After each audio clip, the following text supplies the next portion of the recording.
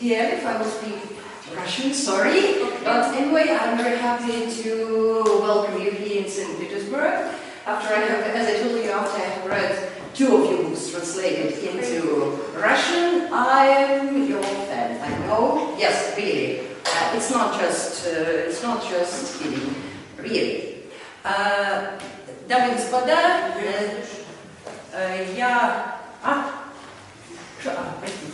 Дамы и господа, мы будем разговаривать, разумеется, по-русски.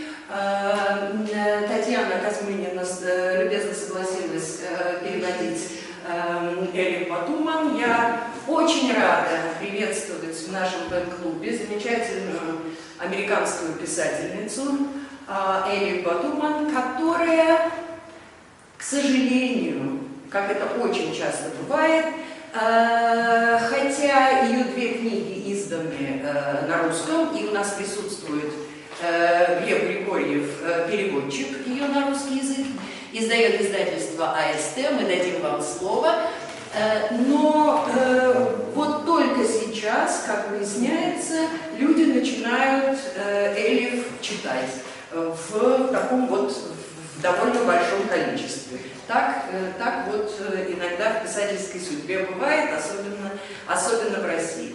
Я рада, что у нас присутствуют как представители академической науки, так и представители библиотек, потому что мне кажется, что такой хороший писатель, действительно хороший писатель, как Элиф, достойно не только чтения, не только прочтения, но и того, чтобы ее рекомендовать читателям. Ну, я думаю, что Элиф вообще русский язык знает, но немного стесняется говорить, как она сказала. Поэтому я думаю, что она понимает то, о чем мы будем говорить. Прежде чем я передам слово Элиф, я хочу сказать несколько слов о своем впечатлении о ее очень интересной для меня книги. Те, кто не читал ее еще, наверное, удивятся. На русский язык изданы две книги. Одна из них называется «Бесы» с некоторым подзаголовком, другая называется «Идиот». Для русского уха это звучит некоторым вызовом. И в первый момент, когда я увидела эти названия, я немножко вздрогнула, а потом я сказала себе: дорогая моя, а не ты ли для своего первого романа использовала название книги Гофмана? Поэтому я сразу отступила и стала читать. Я прочла 2 раза, что со мной редко бывает, книгу «Идиот». И должна сказать, что, читая эту книгу, я сформулировала для себя то, что не могла до этого сформулировать. Я всегда говорила себе, что самые интересные современные романы – это не те, которые строятся вокруг определенной жесткой фабулы, и на нее писатель как бы навешивает некоторые грозди своих размышлений, а те, которые кажутся, что разрастаются в стороны. Вот если приводить пример, я бы сказала, что традиционные романы – это такие деревья. У них совершенно определенно видный ствол, и мы прекрасно понимаем, на каком ярусе веток мы сейчас находимся. То, что делает Элиф, похоже на куст, я бы даже сказала, на куст шиповника. Для любителей и знатоков Бродского это очень близкий и родной термин. Куст – это нечто, что очень важно и куда важнее, чем дерево.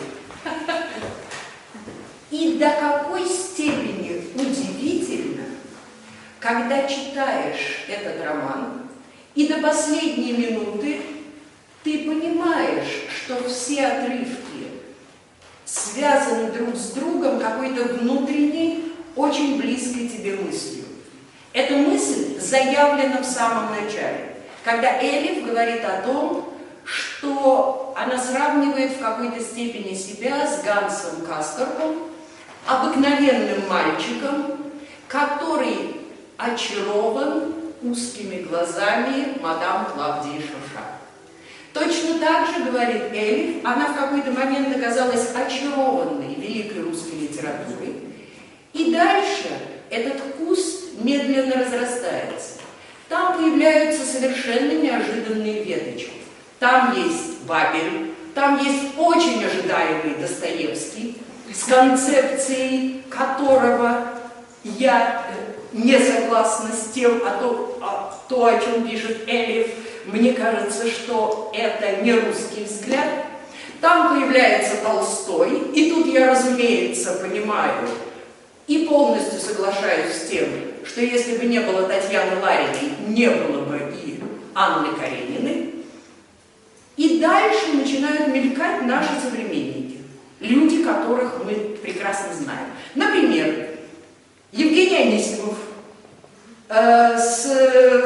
под ручку с Анной Иоанновной. Дальше появляется Мира Шерешевская, Лажечников появляется, еще кто-то, еще кто-то, еще кто-то. Куст медленно разрастается, и вдруг в какой-то момент, когда этого не ожидаешь, там еще много примечаний, а тебе кажется, что это еще много текста. Но вдруг в какой-то момент все это вместе схлопывается. И мы понимаем, что мы пришли к тому, что было заявлено в самом начале. И вот эти слова, последние, я просто хочу вам прочесть. То, что говорит Элиф.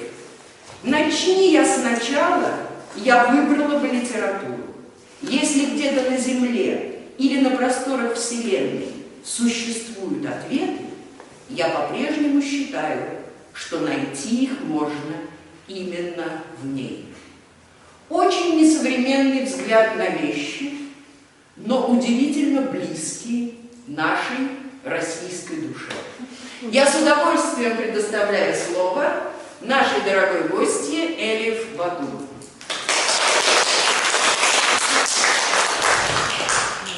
Спасибо за очень добрые слова и интересную интерпретацию. Спасибо. Спасибо всем, что пришли. Я буду перейти на английском, чтобы все было более удобно. Okay, so I'm going to talk about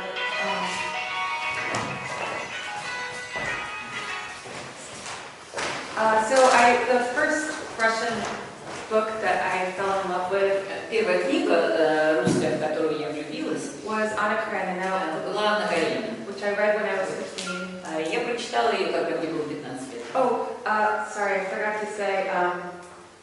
So I'm going to talk about myself for a little bit, and then Я немножко хочу вам рассказать о себе, and then I'll be really happy to take questions, а затем, наверное, я отвечу на ваши вопросы. or we can discuss. Или мы, может быть, что-то обсуждать. Okay. So she said half an hour. Okay. You don't be so serious about that half an hour. Yeah. Okay. Well, yesterday we did it. It was an hour, so it's. Okay. So I read Anna Karenina first in my mother's copy. Я прочитала копию Анны Карениной, которую принадлежала моей маме.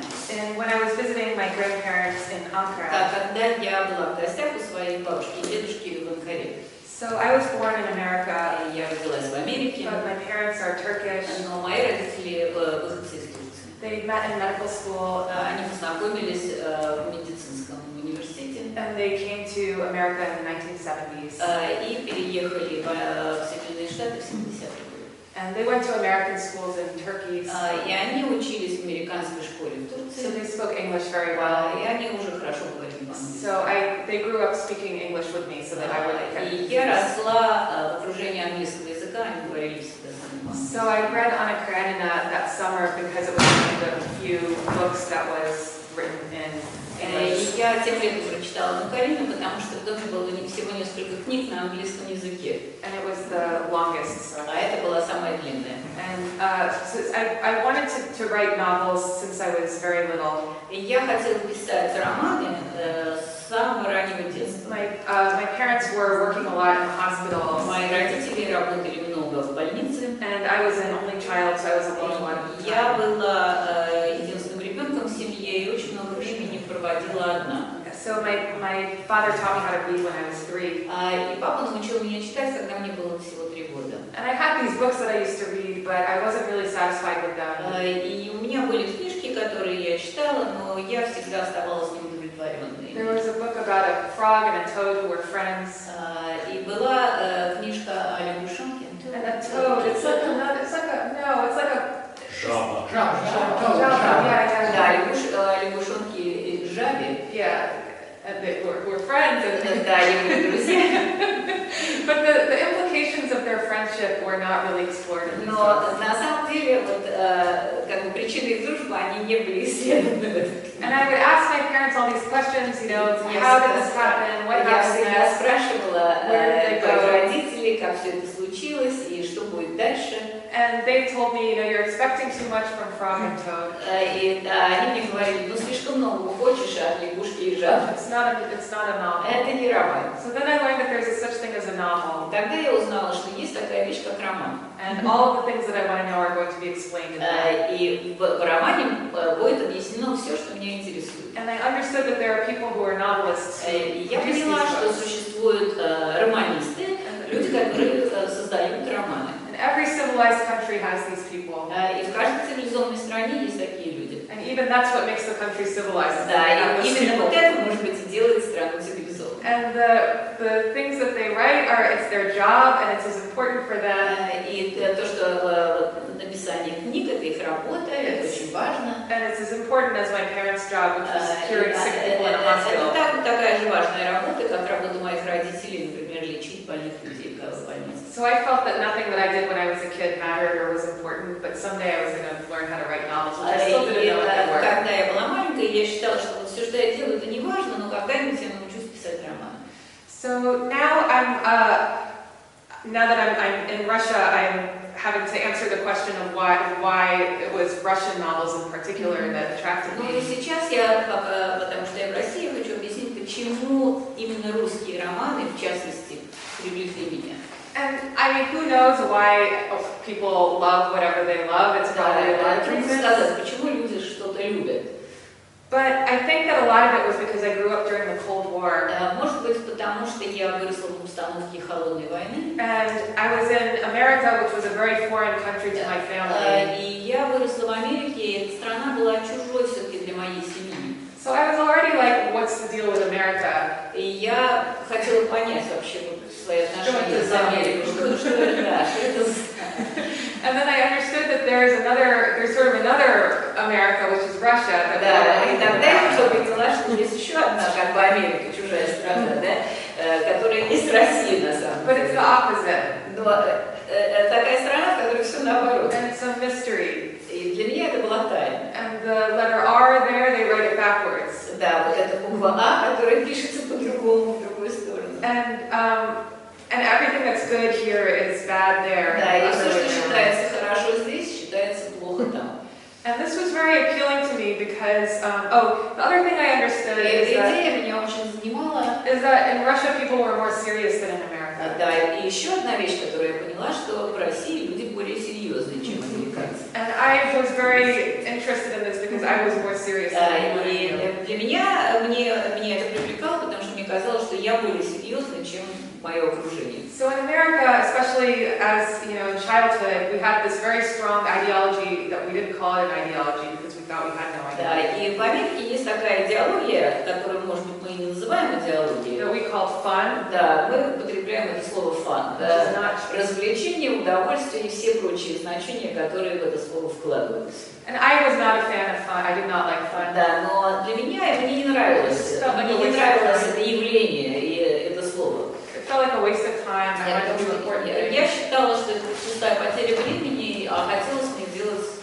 серьезные вещи. So people were always, you were supposed to be playing frisbee Да, нужно было играть во фрисби, and to например. have picnics and Да, barbecues. и участвовать в пикниках, ну, I и жарить там барбекю и так далее. Я терпеть это не могла. And then I read Anna Karenina, Потом я прочитала Анну Каренину. and I saw that they didn't have to do things that were fun. Nobody's playing the frisbee. Да, и я поняла, что там никто во фрисби не играет. Everything that they have, you know, they go to balls and they Да, give они some ходят на balls, балы, and they go to horse читают races, книги, and they go смотрят на гонки, как сказать, Скачки. Скачки, да. they ice Вот skate. так мы. Катаются на коньках. And everything that they do was dignified and meaningful, and И it's все, что они делают, все это важно, и все имеет значение. so. Then I was reading about. I was interested in what Russian literature, what was the deal with Russian literature. So the Да, next и, в общем, book, меня заинтересовала русская литература. the next book that I read was Yevgeny Onegin, Да, следующее, что я прочитала, было Евгений Онегин. which was, of course, a translation. В переводе. I read two translations. One was Прочитала два the перевода. book of translation, which was not rhyme, Перевод на букву в прозе and then a rhyming translation by James Phelan.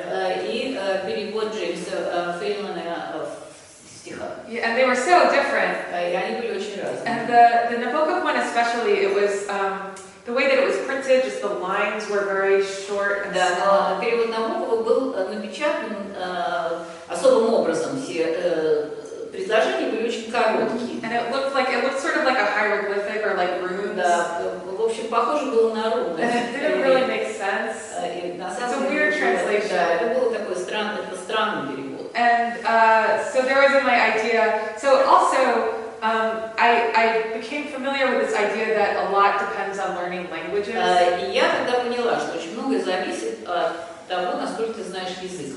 And I also had this idea from my mother, who spoke. И я еще подчеркнула эту идею от мамы. My mother spoke pretty much fluent English, Моя мама говорила очень хорошо по-английски. but she had obsessed, or she had this idea that I was a native speaker. Но у нее была такая навязчивая идея, что я-то и есть действительный носитель языка.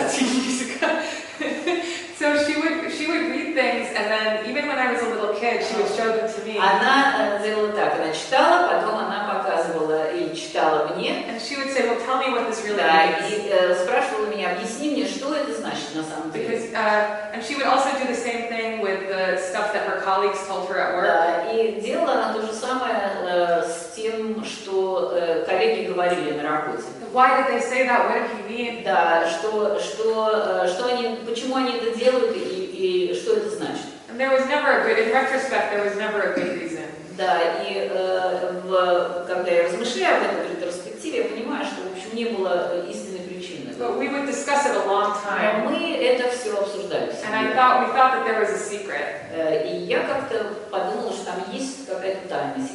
And that secret is in language, as if you can Да, really know a language. и этот секрет, он зарыт в языке. So Yevgeny Onegin was very mysterious to me. Евгений Онегин была как бы вот тайная книга для меня. Да? Partly because, as was mentioned before, of this sense that there was a relationship between Tatiana and Anna.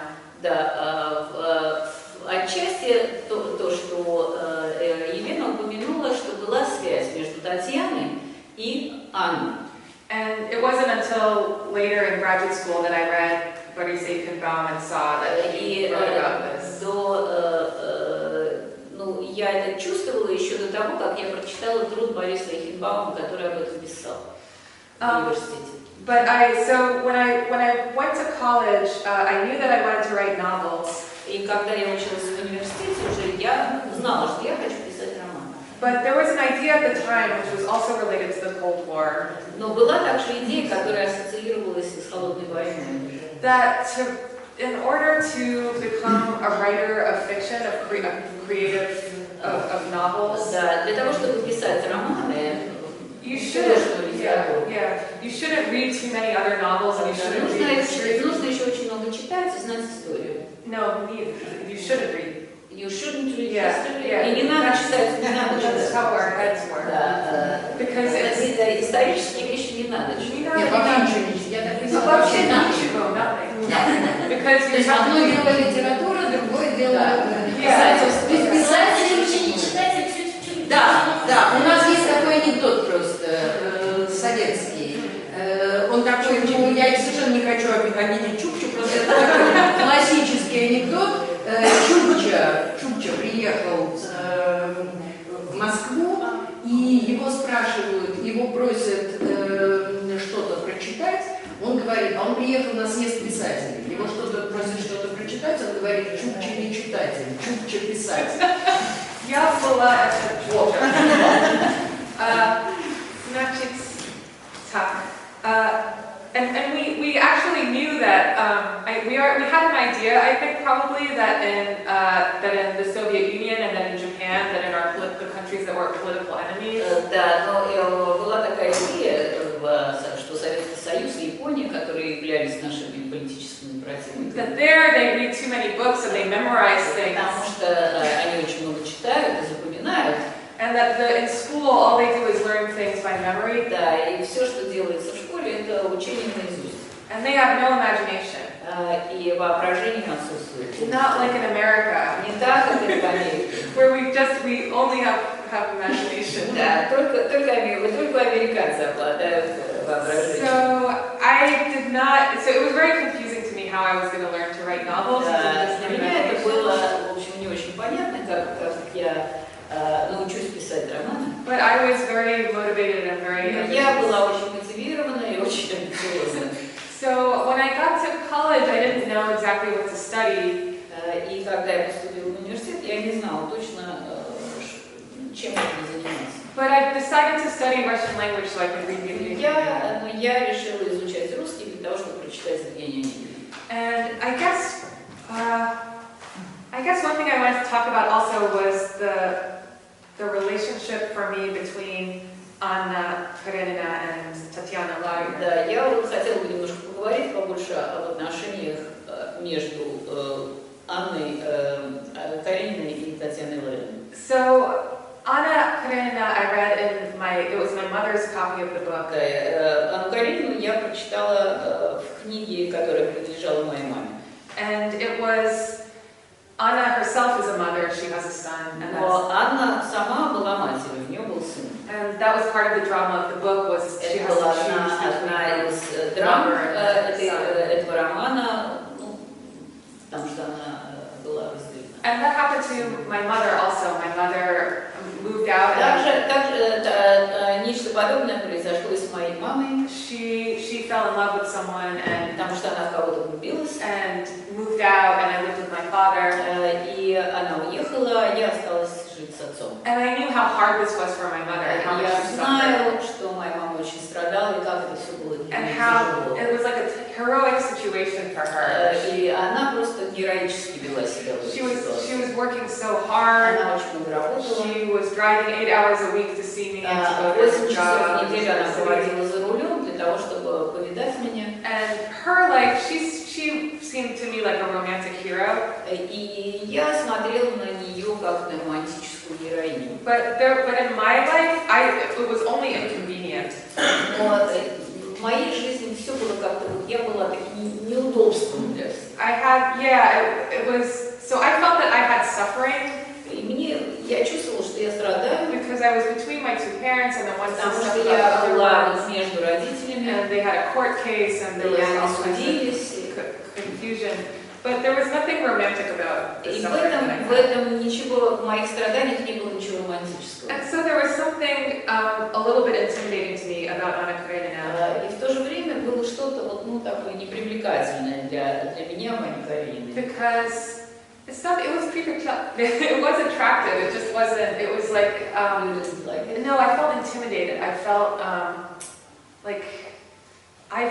like they had something that I didn't have, like they had... Да, мне казалось, что что-то в ней есть в Анне Карениной, что, в этом романе, что у меня этого нету. But, I guess just that every female character in the book had a love interest. Да, мне казалось, что все персонажи женские, у них у всех есть какие-то любовные романы.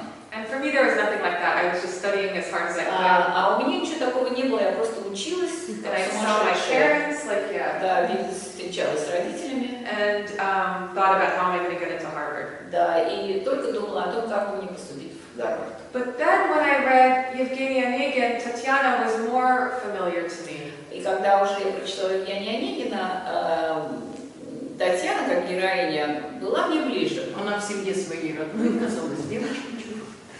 Yeah, so she wasn't a mother, she had a mother. Она не была матерью, но у нее была And her мама. mother was annoying. И мать была, ну, как-то беспокойна ее поведением. Потому что мама 34 лет.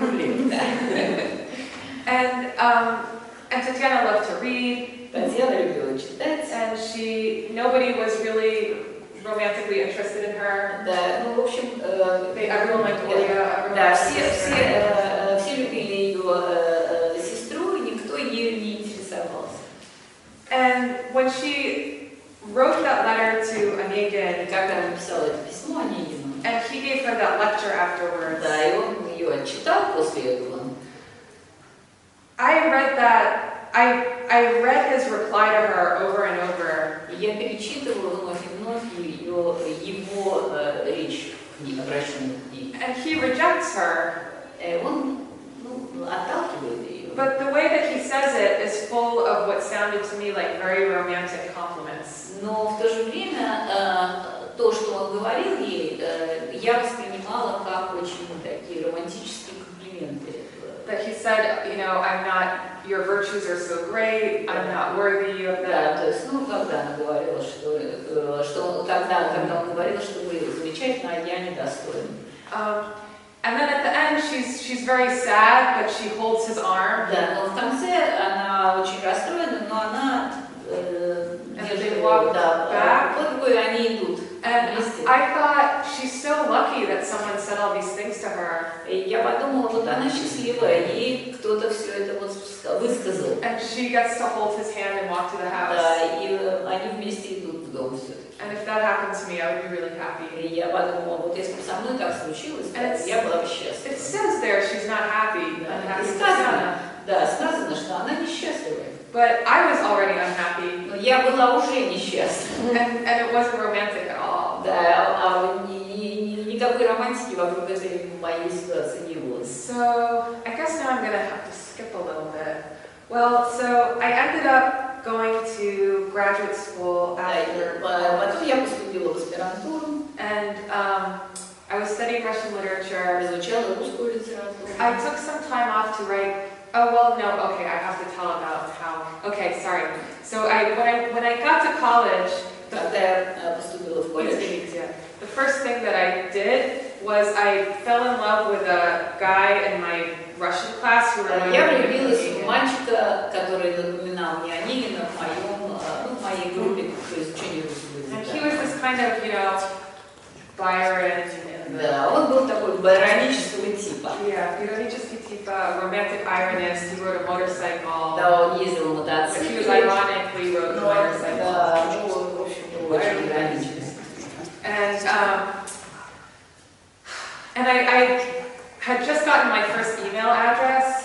И я только что получила в университете свой электронный адрес. And I didn't know what it was or what it Я до этого не was for, знала, что это такое. but I used it to write a letter to this guy. Но я использовала его и написала этому молодому человеку письмо. And I recognized the feelings that Tatiana described, that, oh, Я очень хорошо понимала и разделяла те чувства, которые описала Татьяна. отдала судьбу. Да, свои, да, его руки. Yeah, I felt all of that. Я все это чувствовала. And then he wrote back, И он мне ответил. and we had this whole kind of weird relationship. И у нас возникли как бы такие странные отношения. So I ended up in the countryside in a Hungarian village. Да, и в общем, English. в итоге все это обернулось моей поездкой в Венгрию, в деревню. Простите, пожалуйста, можете мне задать один вопрос по ходу дела? Мне кажется, интересно поговорить, вот если вы мне ответите на такой вопрос. Знаете, я в Скандинавии довольно часто бывая, я слышу такое мнение, что в Скандинавии сейчас, они сами говорят, довольно мало хороших писателей, потому что у скандинавских детей очень счастливое детство. Для того, чтобы стать писателем, нужно, чтобы ваше детство было каким-то особенно мучительным. Как вы смотрите на эту мысль? I've been thinking about that. I've been thinking about this a lot. It's such an interesting question. Я думаю много об этом, потому что это действительно очень интересный вопрос. I've been reading some books by a psychologist, Alice Miller. Я читала некоторые книги психолога Элис Миллер. And she talks about the unhappy childhood of all the great writers. И она пишет, где она пишет о несчастливом детстве всех великих писателей. Including Dostoevsky, of course. Да, включая Достоевского. And I'm trying to, and so she says that the reason people write, that novelists write these novels. И она, потому что считает, что люди пишут вот эти романы свои по причине. For example, Proust and Kafka, Например, если взять просто Кафку и Достоевского. So Kafka has this famous letter to his father. Да, у Кафки есть знаменитое письмо к отцу. And he says everything that I wrote, I actually wrote to you. Да, и где он пишет, что все, что я написал, на самом деле я писал, обращаясь к тебе. And it was all things that I could never say to you when I was in your arms. И это было то, что я никогда не мог озвучить и никогда не мог сказать. And she has a similar story about Proust that he could never tell his есть mother. подобная история относительно Пруста, где она пишет, что у Пруста тоже было нечто подобное в обращении к матери, и он никогда не мог это произнести. Yeah, and she says that they couldn't say these truths to their parents. И она пишет, что они не могли вот эту правду своих чувств правдиво высказать своим родителям. And so instead they took their experience and split it into different characters. И вместо этого они как бы обобщили свой собственный опыт, а потом разделили его, распылили его как бы и отдали частички своим разным героям. She talks especially about James Joyce, that James Joyce had this very abusive father. И она pишет особенно о Джойсе, потому что у него был, ну, скажем, тяжелый отец. And she says hundreds of characters in my work were inspired by. He said once hundreds of characters in my work. Да, и позже Джойс писал, что вот основываясь на этом опыте, он частичку своего опыта он передал сотням своих героев. And in his letters about his father, you can tell that the father is like a very unpleasant person. Да, и основываясь на письмах его, можно сказать, что отец у него был очень неприятным человеком. But he always says, my father adored me, my father loved me. Но в то же время он всегда писал, что мой отец меня обожал. He was hilarious, he could be cruel, but Да, he он was мог so быть funny. очень жестоким, но в то же время он мог быть веселым. What a character. Да, что это был вот такой характер. And she said that if all of these writers could have said honestly to their parents what they И wanted to она, say, как психолог, говорит, что если бы они все это высказали своим родителям, then they wouldn't have had. Oh, and so she says that the reason people love James Joyce's novels so much и причина, по которой люди обожают Джойса, is because it's very common that people have a father where they don't want to admit that he's. потому что очень часто, например, есть отец, у человека может быть отец нехороший, но ему внутри себя очень трудно признать, что он вот такой And that человек. this disguised form that is fiction is very pleasant to people. И вот эта вот такая форма, она близка людям. Значит, видимо, я не человек. Потому что я люблю Джойса совсем по другим причинам. Yeah. Well, yeah. Of course, there's many reasons to. Да, много Да, конечно, причин, разумеется, разумеется. разумеется. But I'm not sure that So I've also been thinking a lot about fiction and non-fiction. Я много думала о художественной литературе и просто литературе. Because in America it's such a big deal. Oh, is it fiction? Oh, is it non-fiction? Да, потому что у нас, наверное, есть, не знаю, мы говорим публицистика, но это не совсем то. Есть... Нет, non-fiction это не публицистика. Да, художественной литературы. И Svetlana русской литературы. Alexeyevich, это non-fiction. Да, например, Алексеевич в Америке считается просто литература. Ну, она здесь, в общем... Нет, у нас нет такого слова, Леночка. У нас нет, мы не можем сказать, вот это, ну я не знаю, хорошо, Алексеевич литература, ну что это не художественная литература, мы все равно же относим ее к литературе. Художественная, потому что... А в Америке слово fiction это все-таки вымысел. So I was thinking, why do we think in English, why do we think that novels are all fiction? Да, Why почему мы is it so? думаем, что роман это должен быть вымысел? And I thought that I was reading about the history, and I think it comes from libel laws, like laws about prosecuting people. Да, я читала исторические материалы и, например, истории относительно казни людей. So I think that fiction is a kind of censorship. Да, мне кажется, что художественная литература имеет некую цензуру, And maybe internal censorship. either internal or external. Да. Fiction. Fiction, Yeah. да. I В think художественной that литературе есть you can't tell the truth. либо внутренняя, да, либо какая-то цензура, потому что ты не можешь говорить, не можешь сказать правду. And that part of what is censored might be the truth about your childhood. И вот эта часть, которая может быть подвергнута цензуре, это вот часть относительно твоего детства. Because we have to believe that we had a happy childhood. Потому что нам хочется верить, что у нас было счастливое детство. And yet I don't think that if I think we would still have, I don't know why they don't have novels in Scandinavia. I don't think that's the reason. Я не знаю. Yeah. But I think maybe, so what if there was some huge reform to the family and this problem didn't exist, the problem that Alice Miller describes didn't exist anymore? Да, ну, предположим, что будет реформа семьи, и та проблема, которую этот психолог описывает, ну, просто исчезнет. I think we would still have reasons to write. Я думаю, что все равно будет причина, по которой люди будут писать. Although maybe in a world where there's no misunderstandings and no suffering, then Может быть, в мире, где не будет взаимопонимания, так сказать, нет, в мире, где будет взаимопонимание и не будет страданий, then maybe there would be. тогда, наверное, Там у нас будет просто полный фан. Yeah, it would be fun.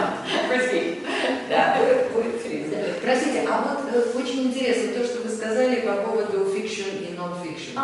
Я, честно говоря, очень удивилась, когда стала читать второй ваш роман, я имею в виду первый пьесы, второй «Идиот», и я вдруг увидела, что вы, собственно, дублируете очень многие вещи. В первом романе вы пишете, ваша основная такая внутренняя мысль – это то, что жизнь и литература неразделимы, но тот же самый ваш жизненный материал вы используете для того, чтобы написать вот этот роман non-fiction. Мне хотелось вам задать вопрос. Зачем? Why did I repeat myself? Да, зачем вы... То есть сначала вы писали «Идиота», Yeah. то есть сначала «Идиот», а потом But I didn't publish Idiots until many years later. Просто роман «Идиот» был напечатан много позже, но он был написан раньше. А у вас вообще сколько написано, вот сколько романов у вас опубликовано? Я имею в виду не по-русски, 2 романа. Но, между прочим, я хочу сказать, что Пулитцеровская премия... Братья Карамазовы, наверное, тоже. Братья Карамазовы, да. Еще нет. Пулитцеровская премия, это, я вам скажу, не Комарчик был. Поэтому... Да, это номинация, но тем не менее это все равно очень высоко. Ага. Это Да, номинация, конечно. как попасть в этот лист. Это Да, очень конечно, важно. конечно. Но меня действительно, поскольку мне действительно очень понравился ваш роман «Бесы», просто действительно понравился, я, сказать по правде, удивилась, что вы решились на русском опубликовать «Идиота». Этот роман, он, как бы сказать, он не такой, it is not so sophisticated. as the first one. as the first one. I actually have a question for the translator. Да, у меня есть вопрос к переводчику. Вот мы сейчас обратимся к переводчику. У нас здесь присутствует переводчик. I'm curious about the titles because Мне очень интересно перевод названий. I feel because it, Иди сюда, Саша, будет правильно. Я разберусь. Мы сейчас вернем в другом, можно взять стул.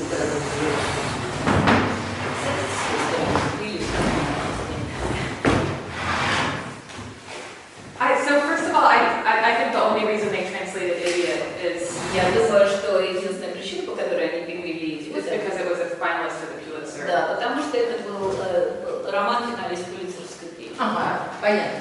But about the titles, I imagine that they would be that you would want different titles for Dostoevsky. Мне кажется, что для Достоевского, да, для отсылки к Достоевскому нужно было бы использовать немножко другие названия. I don't know about Нужно, but I just expected Да, it. я так предполагала. Like, I thought, so for the English book, it's not called Demons, it's called The Possessed. Да, потому что в английском варианте это называется одержимые, да, не называют, ну, в первом варианте перевода. Да, но дело в том, что вариант Demons, он появился уже, видимо, позднейший перевод, Да. потому что я, сколько себя помню, да, Possessed, ну, очевидно. Классический перевод.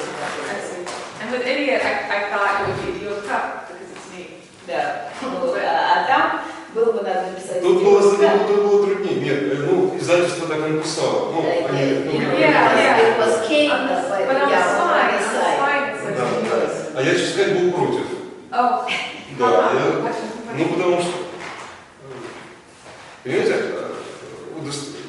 Достоевского понимания, да, дело не в Достоевском понимании, а дело в том, что по-русски идиот, ну, это просто, это исключительно такое, ну, уничижительное, да, слово немножко, и оно не имеет никаких других оттенков, даже именно оттенков, то есть оно слишком такое однозначное, что ли, да.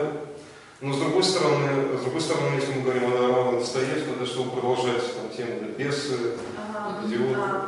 Нет, даже точнее, я немножко вообще неправильно, я делал вот чем. Что как раз таки, если мы говорим идиот, да, тут можно вспомнить Достоевского и прочее. Когда мы говорим идиотка, вот тут нет никаких других значений. Это просто, ну, это Без просто, отсылки. да, без всяких отсылок. Поэтому я был против, да. Но там вышли из положения таким вот образом. Боговиночку Да, представили. Боговинку представили, да. А что значит боговинка? Мы вот не знаем. А там просто на обложке написано идиот, и вот так вот В квадратных перевод скобках. на скобках. такое. К.А. Они написали идиот как название, а потом внизу таким тонким шрифтом в скобочках написали К. Я, к сожалению, не принесла книжку, вот, чтобы... А это правда, что вы переводили этот роман сначала для себя, точнее говоря, для вашей супруги?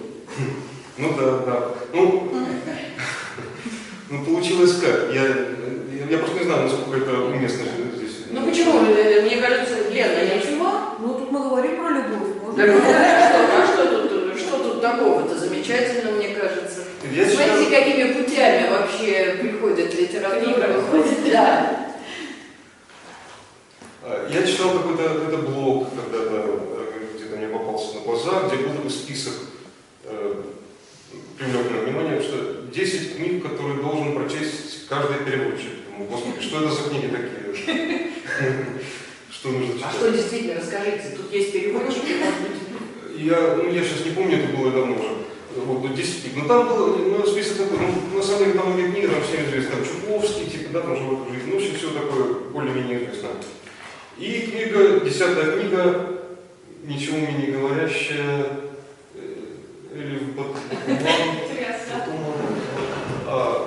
бесы, да, ну и там вкратце в двух словах буквально. В общем, меня заинтересовало, думаю, что это за книжка. Поскольку у нас сейчас технология, у меня читал по Kindle, я тут же на Амазоне купил в электронном виде, да, и начал тут же их читать. И я не мог оторваться, я с таким удовольствием прочел, мне так интересно было. Но я не слежу за литературным процессом, я плохо грамотный человек, я не знаю, что происходит. Но я был уверен, что в издательствах люди все знают, все читают. Тем более книга касается непосредственно русской литературы. Ну, наверняка наверняка она уже есть на русском, и она уже вышла. Посмотрел, нет, ничего. Ну ладно, скоро выйдет, наверное. И как-то я не то чтобы забыл, но как-то выйдет. Не, ну я прочел, что Лена прочла, да, ну и вообще, чтобы люди прочли, не только Лена же на свете жили. Вот. И где-то я вспомнил там через год, допустим, да, и стал смотреть в интернете, и понял, что опять никто не издает и не собирается, даже издавать вообще. Ну, что это такой непорядок какой-то просто. Ну да, ну и знаете, хорошо, никто не давил никакие сроки, ничто на меня не висело, я так не торопясь в свое удовольствие. А как удалось заинтересовать издательство АСТ, все-таки такое крупное? Ну, я понимаю, номинант Пулитцеровской премии, это само по себе тоже играет роль, да, но тем не менее. А было дело не в Пулитцеровской премии, просто когда уже книжка, точнее, так, перевод уже тут, да, там много всяких интересных действительно фрагментов, с которых связаны истории, про Бабеля того же самого, Да, и вот Лена, где-то она у себя в блоге фрагмент просто вывесила. И сначала появилось издательство «Азбука». Это петербургское издательство. Они захотели издавать. Захотели? Ну да, но они стали связываться по поводу прав авторских. И там сказали, что есть вторая книжка «Идиот». Вот. Тут, ну, я не знаю, то есть они стали как-то, впали в нерешительность такую, стали сомневаться. Прислали мне, зато они мне прислали «Идиота», они мне прислали текст, чтобы я просто посмотрел.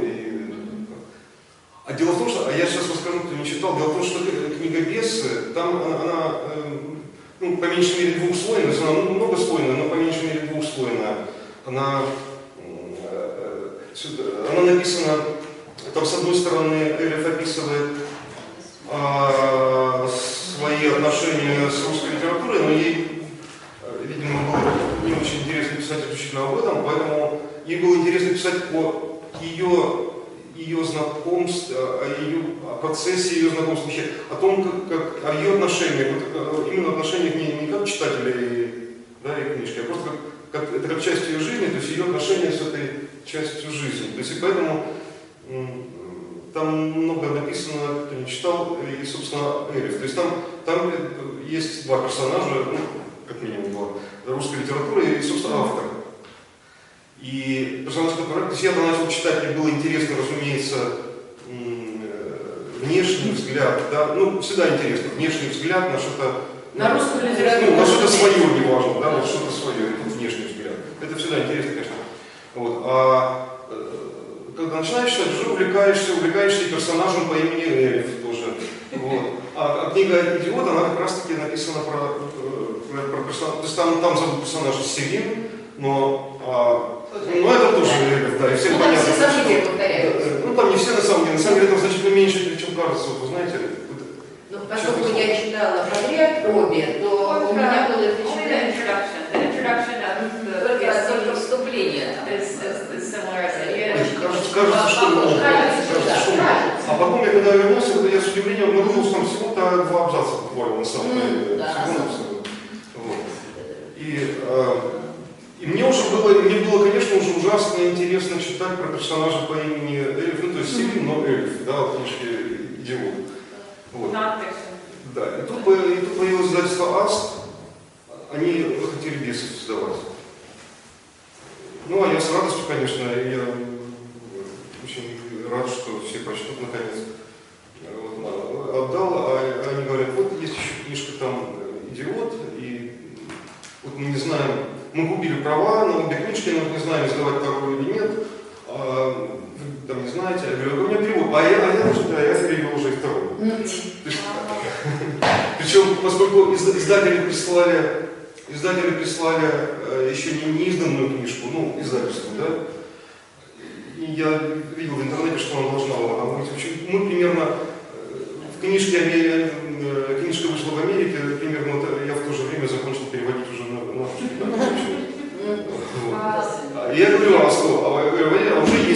второй. Говорят, да вы что, правда что ли? Все, мы тогда точно издаем, все, издаем вторую книжку. Говорю, ну слава богу, хорошо. Вот, ну, Ну, очень хорошо, замечательно, все так прямо. Теперь я понимаю, как мне повезло с переводителем. Вам очень повезло, вам повезло, во-первых, качество русского языка. Потому что книга, вот «Бесы», которую я действительно 2 раза прочла, если бы не это качество языка, это было бы непонятно. Потому что, это всегда, потому что читатель ведь читает текст переводчика. Читатель, в общем, если читатель видит плохой текст переводчика, ему, в общем, совершенно безразлично, что там хотел сказать автор. Даже не переводчик Елена, я последнюю книгу стала читать Пелевина, честно говоря, испугалась, я отложила и стала читать Да, нет, это счастье. Кстати, о других писателях. Я вот хочу, вот тоже меня мучил этот вопрос. Как-то, вот кажется в «Бесах», но я не уверена, кажется в «Бесах», вы вскользь упомянули Орхана Памука. И по тому, как вы о нем сказали, я поняла, что вам он не очень близок. Расскажите, пожалуйста, почему? Потому что он действительно в России писатель любим, и он, что самое интересное, он все время говорит о том, что он тоже черпал как свое вдохновение именно в русской литературе. Для него это все время очень, очень важная вещь. Поэтому и он говорит в Стамбуле, городе воспоминаний, он говорит ровно то, о чем вы говорите, что турки, читая свои турецкие романы, считали, что это ерунда, они относились к этому пренебрежительно. Вот я почему-то задумалась о том, кто для вас Орхан Памук. So at the time that I wrote that book, the в то время, когда я писала the scene that you're describing is a scene when I went to Turkey in 1997 doing research. Я была в Турции, делала некое I was исследование. 20 years old. Мне было 20 лет. I was studying Russian, and I wanted to go to Russia that summer. Я изучала русский язык, хотела в то лето поехать в Россию. But I didn't get assigned to Russia because my Russian wasn't good enough. Да, потому что, это не получилось, потому что мой уровень русского тогда был еще недостаточно хороший. Даже хуже, чем сейчас. So instead I went to Turkey.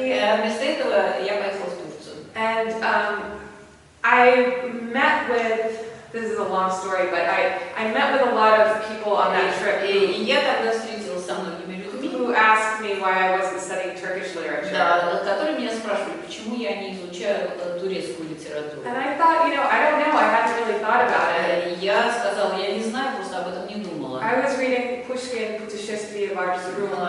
Читала Пушкина. But even at Artsuru, because I thought, oh, here I am. I'm Да, trying и to я get думала, вот я теперь здесь.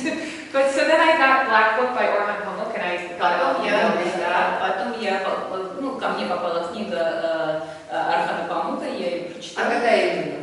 Black Book. Черная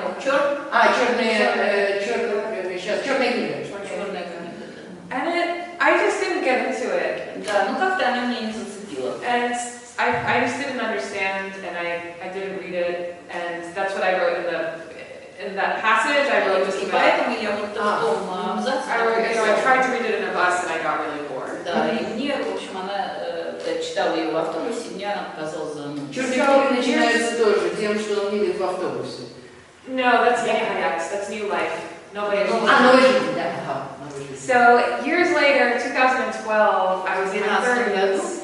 I was in Istanbul, Когда я была в Стамбуле. and the Museum of Innocence opened, the museum based on Orhan Pamuk's book. Да, и тогда они открыли музей невинности, книга, которая на основе книги Орхана Памука. And I was working as a journalist И there, тогда я работала там как and I журналист. thought I was invited to they opened it to the press a day Да, early. и меня тоже пригласили туда на So I открытие. thought, okay, well, let me read this Museum of Innocence. Да, тогда почитали. And I loved it. I loved that Я book. просто влюбилась. And I loved the museum, and I loved everything that he said about it.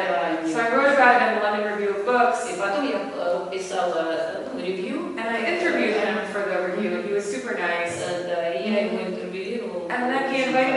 dinner after because he liked the thing that I wrote. Да, ему понравилось то, что я написала, он меня пригласил на обед. And he said, you know, I know you wrote a book. I didn't read it because they said there was some little thing that you said about me that was not nice. Да, и я не читала книгу, которую вы написали, потому что мне кто-то сказал, что вы там не очень лестно обо мне высказались. Это я ему сказала. So we actually have the same birthday. We're both born on June 7th. Да, у нас день рождения в один день, 7 июня. So as a birthday present, I rewrote that sentence. Да, я тогда в честь его дня рождения переписала. And I cut it out and I glued it in and I wrote, you know, this time I still didn't know. And this, you know, I had no way of knowing then that years later this was a writer whose work was going to mean so much to me. Да, и я написала потом, что вот я никогда не знала, что это писатель, который будет так много для меня значить. And now, I mean, one of the books that has meant the most to me in the past years is Может быть, такая самая важная для меня книга в последние годы. A Strangeness in My Mind, his book about Strangers in my Strangeness, Strangeness в моем мозгу. Да, странность в моей голове, я не знаю, Я не видела ее, кстати, переведенной на русский. It's really long. It wasn't that popular outside of Turkey. Да, не так популярна в Турции. It describes the urbanization of Istanbul from the perspective of a migrant. Да, она описывает урбанизацию Стамбула вот, как бы с точки зрения мигрантов. So yeah, since then I've done. Которые возвращаются. Нет, мигрантов, которые приезжают туда, ну, строить там внутренних. Coming from outside of Turkey. Да, которые люди, которые приезжают извне Турции. Не переводили, да, Саша? Да, я не видела. Yeah, I mean, I can talk more about Замечательно. Скажите, пожалуйста, мы уже потихонечку движемся к завершению. Я очень хотела, чтобы вы задали какие-то свои вопросы, если у вас они появились. Есть вопрос. Да. Наверное, это тривиально вас 100 раз об этом спрашивали, поэтому об этом я спрашивать не буду. Это будет сколько? Кем вы себя больше ощущаете? Американцем, русским, русским, гражданином Вселенной? Это, понимаете, скучно. How you feel yourself? Yeah. It's in brackets. That's not the question. Я вас хочу вот о чем спросить. Турки, вообще говоря, восприятие турков в русской литературе чрезвычайно любопытно. Наталкивались ли вы на турецкую тему в русской литературе? Американская тема в русской литературе, и особенно в советской литературе, очень присутствует, мы это знаем. Турецкая более скрыта, да? Но у нас есть Гоголь и Пушкин, упоминающие этих вот турецких пленных, да, пленниц, которые жили... Да, нет, и тех, которые были во время русско-турецкой войны в 18 веке захвачены, и потом жили, да, мать Жуковского, как известно, была турчанка. Да, то есть это на самом деле очень важная, но не очень много обсуждаемая тема в русской литературе. Приходили ли вам какие-нибудь мысли о том, как мы, как русская литература относится к туркам и к Турции? That's a really interesting question. Да, это интересный вопрос. I read a couple books about, in America they call it the Orientalism of Russia. В Америке это называется, да, такой, ну, я не знаю, ориентализм в России. So I was interested in the Oriental work of Pushkin, Bakhchi-Sarai, Haji Murad of Tolstoy. I was interested in the general the overlap between the Tatar and the Потому что это такое пересечение между Tatar world and the Russian world and the Turkish world. татарским, турецким, русским мирами. I also I spent a lot of time trying to study the Uzbek language because I thought Я много времени потратила на изучение узбекского языка. Because I thought that it would somehow connect Turkish culture and Russian Потому culture. что мне казалось, что Узбекистан, узбекский язык как-то соединяет русскую и турецкую культуру. which was a completely crazy idea. Это была безумная идея, конечно. But it was very interesting. I spent some time in Samarkand. Но это было очень интересно, и я провела некоторое время в Самарканде. And a lot of the best dictionaries of Uzbek were not Uzbek Turkish, they were Uzbek Russian. Да, потому что лучшие словари, например, не узбекско-турецкий, а узбекско-турецкий. So there was a discourse of like Russian studies of Turkic languages. Да, то есть некий дискурс существует. And I was interested for a while in these the Pan-Turkic theories, which Да, и some мне Russian интересна thinkers- была вот пантурецкая теория. So like the Skifli, Да, плохо, да. And there, I was interested in the idea of some, I think Merezhkovsky, Dmitry Merezhkovsky wrote something about that. So I was kind of interested in those identities because the you know, I saw how kind of arbitrary the Turkish national identity was. Я знаю, как формировалась турецкая Out of the Ottoman Empire. самоидентификация во время Османской империи. And then I was studying how the Uzbek national identity was created. Да, и потом как создавалась узбекская самоидентификация в советский период. And I was interested in thinking, could there have been a different way for all those things to have worked out? И мне было интересно, как вот эти все разные пути, да, как они There could be a different, соединяются. sort of a different, Ways. yeah, like a different map of Eurasia. Да, essentially. как бы разные карты Евразии. Because Turkey and Russia are the only two countries that are both in Europe and in Asia. Да, потому что Турция и Россия это две страны только, которые находятся и в Европе, и в Азии. So this is something, yeah, that I was conscious of. Да, я думала об этом. But of course, I mean, a lot of the role that is played by Turkey and Russia now, that Vronsky goes out to die because he's going to fight the Turks. Да.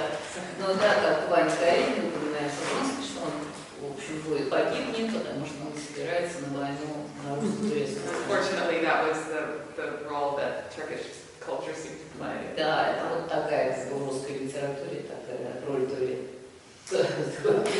Можно еще один вопрос? Архан Памук пишет о том, что в Турции сильна вот эта тоска по Великой империи.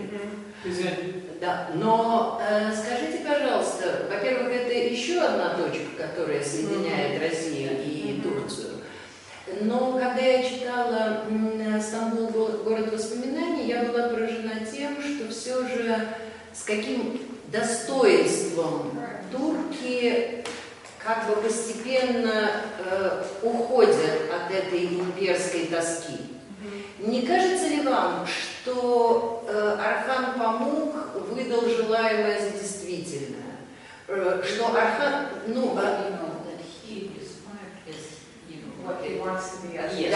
что на самом деле, вот когда мы сейчас смотрим на отношения России и Турции, возникает впечатление, что в турках, тем не менее, тоже очень сильно вот это сильно желание империи.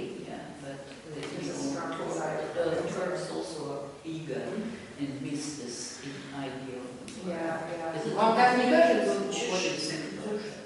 Definitely the party that's in power now Та has партия, которая сейчас у власти, the party or the Erdogan's party. та партия, They которая... he very consciously uses the rhetoric of empire. Да, он очень часто использует в своей риторике слово «империя». When he gives a speech, he starts out by saying Selam Myanmar, Selam, to like Selam to all the Muslim countries around the world. То есть объединяется что всем странам надо объединяться мусульманским. But I don't know, that seems like something really different to me than what Orhan Pamuk is talking about. Мне кажется, что это не отличается от того, о чем говорит. Although, I don't know, maybe you're right, probably it's related. Это может быть, не знаю. I think one thing I found off-putting about Orhan Pamuk when I tried to read him when I was younger was this idea of shame that he talks about this shame that Turkey's not an empire anymore. Это, может быть, у него даже, мне казалось, когда я была моложе, читала его книги, мне казалось, что ему даже как-то стыдно, да, он испытывает некий стыд за то, что Турция... Для него вообще перестала важно, империей. для него вообще важно понятие стыда во всех Стыда, проявлениях. And for my mother too, I grew up and I noticed that. So my mom was. Для моей матери, например, тоже, потому что когда я We росла, were in New York and we saw two men beating each other on the и street. как-то мы были в Нью-Йорке и видели, как люди, ну, двое мужчин And they дерутся were на speaking улице. Turkish. И они говорили And my по-турецки. mother was so ashamed. She said, I feel so much shame И right now. моя мама, ей было стыдно вот за эту And I ситуацию. thought, why are you ashamed? We don't know those guys. Да, и я спросила, почему тебе стыдно, ты же этих людей не знаешь. And there's something, so my mom also told me a story when she was little. She found out how rich England was. She found out about England. Да, и когда моя мама мне рассказала историю, что когда она была маленькая, она вдруг узнала о том, что Англия очень богатая страна. And she said, I wish I was born in England. Да, и тогда она сказала, что я бы хотела в детстве быть англичанкой. She was really little. She was like 5. Может быть, ей было лет 5. And she said that her father was so angry that she thought he might kill her. И отец очень рассердился на нее за это. And all of this, when I was growing up, seemed so foreign because in America, if you had a hard luck story, if you had a story of like overcoming misfortune or Да, poor, и в Америке, например, да, если у вас есть за вами, так сказать, история преодоления нищеты, несчастья какого-то, then you're not ashamed of that, you're proud. да, вы должны этим гордиться. Oh, look at me, I did. Да, посмотрите на меня, да, я вот прошел весь этот путь. But I think there is some connection between that shame and that Orhan Pamuk writes about and that kind Мне of. кажется, что есть некая связь вот о понятии стыда, которое присутствует в романах Орхана Памука, And the melancholy, и некой меланхолии, некой тоски. and the aggression and the nationalism and the expansionism of the people of Erdogan and the people who Да, came и up this Ottoman. экспансии, да, людей Эрдогана. Because that whole Ottoman rhetoric is about turning a back on Western Europe. Because we don't want to be. So when Erdogan talks about Да, когда Эрдоган говорит about the Ottoman Empire and Да, our говорит relations to Bosnia, об Османской империи, he's saying, Боснии, например. yeah, he's saying we don't want to be. Turkey wanted to be in the EU, but we don't want to be in the EU anymore. We don't. Да, want мы, что Турция не хочет принадлежать He keeps Польше. bringing money from the Gulf, from the Arab states. Он отозвал средства. So it's the same thing. It's the same. Why wasn't I born in England? It's like another version of Но that. вот для меня это подобно тому, почему я не вот идея моей мамы, да, почему я не родилась в Англии. Мне почему-то кажется, что вот это отношение, вообще вот это понятие стыда внутреннего, не просто, что нам там за что-то стыдно, а вот эта готовность к стыду, это очень, может быть, я ошибаюсь, но мне кажется, это что-то очень такое восточное. Вот что-то, принадлежащее восточной культуре. И когда я читала Орхана Памука, я в очередной раз убеждалась в том, что Россия – это не Азия. Потому что вот этой культуры внутреннего стыда у нас нет. У нас есть отрицание, агрессия, увидев своего соотечественника. Простите, проблема совести как основная вообще в русской литературе 19 века. 19-й, я говорю сейчас. Проблема, тем не менее, эта проблема совести, она никоим образом не трансформировалась в жизнь. Вы понимаете, что получилось? Вот с одной стороны великая русская литература с темой совести, а с другой стороны то, что мы видели в течение всего 20 века. Ну и стыд тоже никак не трансформируется. Нет, дым не стыд, глаза не ест. Но тем не менее, если я за границей, вот то, что говорит Левит, если я иду и вижу моих соотечественников, которые бьют друг другу морды, первая моя мысль заключается в том, чтобы, во-первых, не говорить по-русски в этот момент, отделить себя от них и уйти. Но я не буду думать думать о том, боже мой, как же мне стыдно, что вот Где это эти... вы видели за границей? А? Где это вы видели за границей, чтобы мордоворы? Я гипотетически. Какие кварталы вы посещаете? Гипотетически. У нас русская машина в Финляндии едет со скоростью 30 км в час, если знак 30 километров. Вот. И это не меняется. Это не вопрос Я всегда стыда. ставлю печать, какие бортовые. Это не вопрос все стыда, понимают, это что- вопрос штрафа. Это вопрос не въезда в Европейский Союз. Вот.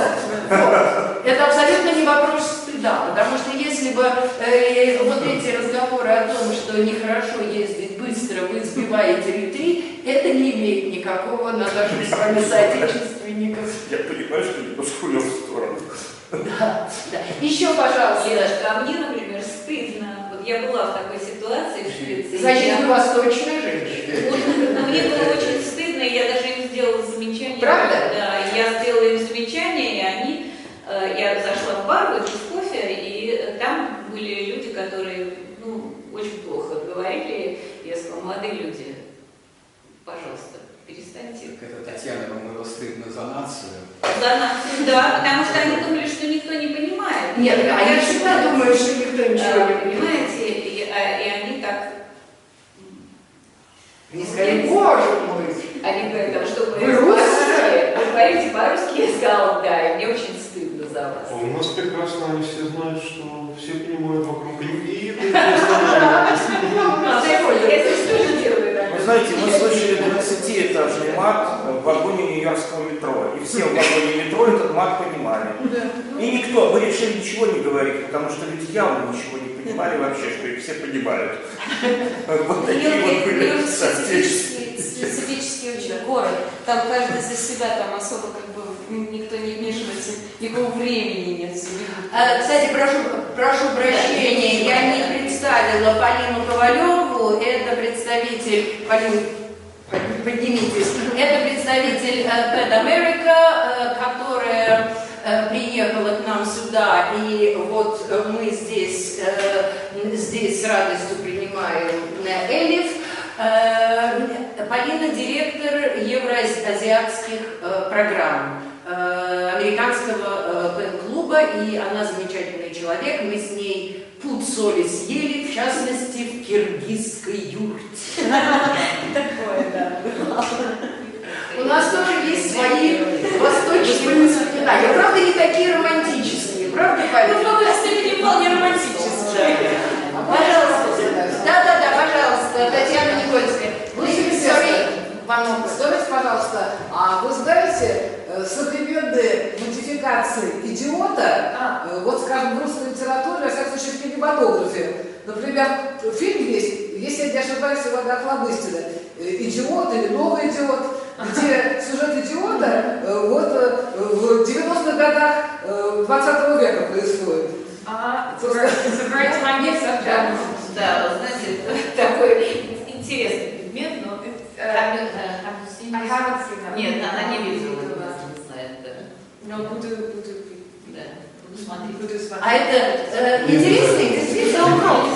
Я не видела. Это любопытно. Да? Я не говорю, это хорошо, так плохо, но это любопытно. Но это просто... А кто играет идиота? Охлобыстин. А другой. Это правда. Ничего не скажу. Федор Бондарчук, тебя поправили сейчас. Кто? Федор Бондарчук. Ну, тоже хорошо. Пожалуйста, еще. Да. Пожалуйста. Еще раз возвращаясь к теме стыда. Это первый вопрос. Нет, Oh, yes. Извините, если это личное. Но нужно у писателя. У писателя особое представление о личном. Yeah, and because you are a writer, and you have an special attitude as a writer. К этому явлению? Ну да. To the idea of change. Так вот, вашей маме было стыдно за своих соотечественников. А бывает, свойственно ли это вам? Бывает ли вам стыдно за турок, за американцев, за русских. За Потому себя. что, только за себя, да? А за я за других себя. стен не бывает.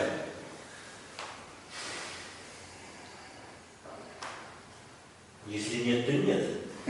Мы не настаиваем. Да, может быть, нет. Нет, значит, значит, да, I don't только feel в большей connected. степени за себя, потому что я не чувствую связи. Yeah, I don't feel connected enough to Turkey. I feel sometimes Я I feel не ashamed. чувствую себя связанной Америке иногда, в Америке, да. But I also don't feel super American. Но я не чувствую себя не американкой в полной мере, не турчанкой. Ну, если вам стыдно за себя, то вы, конечно же, западный человек. Да, я не согласна. Вот. И второй вопрос касается, конечно же, узбеков. Ага. Это очень важный вопрос для нас в России, как вы понимаете. Потому что отчасти то, что был русский народ, крестьяне в XIX веке, то для нас сейчас узбеки в наших городах. You know, there are lots of, what the peasants were earlier. Because Uzbeks are coming as migrants. We don't call them immigrants because of the former Soviet Union. They're called migrants, and they're coming here and doing this work, which used to be done by peasants.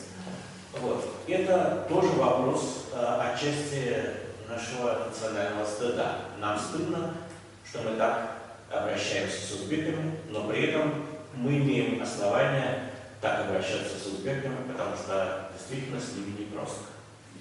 Потому что мы не знаем их языка. Вот. И здесь я хочу подойти к тому, что вы учили узбекский язык. Это очень важно. Скажите, пожалуйста, есть ли у вас друзья, знакомые узбеки, живущие в России?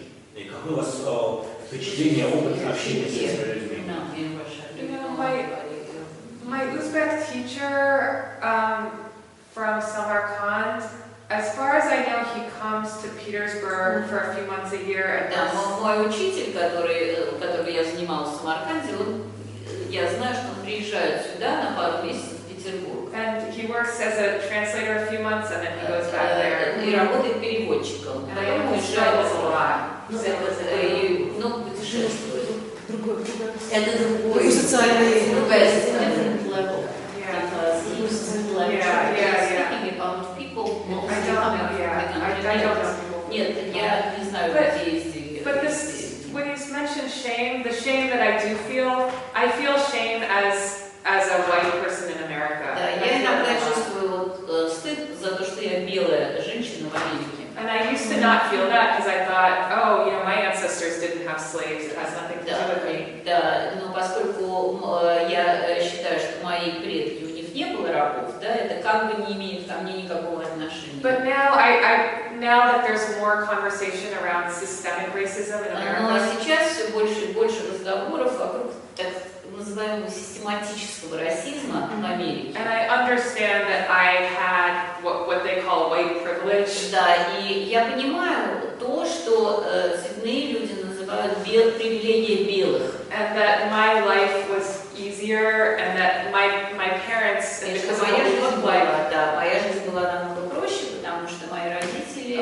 we benefited from the wealth that America amassed through the labor of black people. Да, понимаете, я понимаю, что мы получили богатство, которое в Америке, как Америка, да, которое основано на труде черных рабов. So now I do feel shame about that, and Я чувствую I стыд за это. support.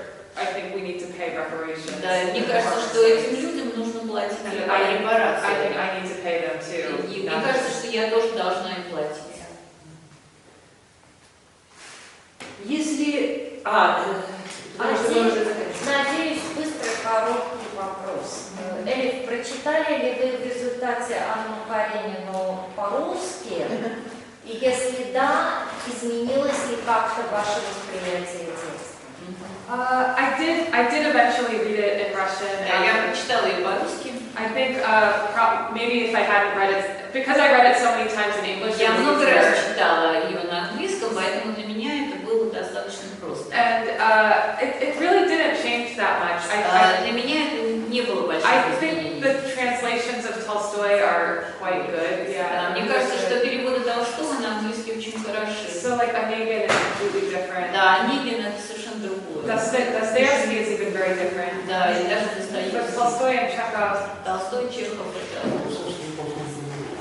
Толстой, Дорогие друзья, я думаю, что наше время неумолимо истекает, тем более, что у нас есть здесь наша замечательная Галина Арсененко, которая еще хочет взять небольшое интервью у Элиф для «Новой газеты». Поэтому я благодарю всех, кто пришел сегодня. Я настоятельно рекомендую библиотекарям, которые здесь присутствуют, моим любимым, действительно рекомендовать книгу, в частности, книгу пьесы русскому читателю. Это действительно очень интересный роман. Спасибо всем большое. Спасибо, Элиф, спасибо всем, кто принимал участие, Татьяна, Лев. Всем большое спасибо.